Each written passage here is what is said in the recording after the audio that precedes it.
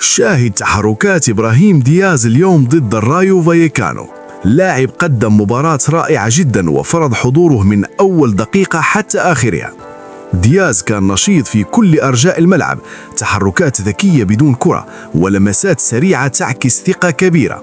كل مرة تصله الكرة كتحس بالخطورة، مراوغات محسوبة وقرارات في الوقت المناسب. إبراهيم دياز لعب بهدوء وتركيز ونجح في كسر خطوط الدفاع بصناعة اللعب والتحكم في الإيقاع. مباراة كبيرة من لاعب يعرف كيف يصنع الفارق بأسلوبه وحضوره، وأداء اليوم أكد مرة أخرى أن إبراهيم دياز عنصر أساسي ولاعب يعتمد عليه في المباريات الصعبة. لقطات اليوم ضد رايو فايكانو تبين بوضوح القيمة الحقيقية لإبراهيم دياز داخل الملعب. لا تنسوا الاشتراك في القناة وتفعيل الجرس باش يوصلكم كل جديد الكرة المغربية.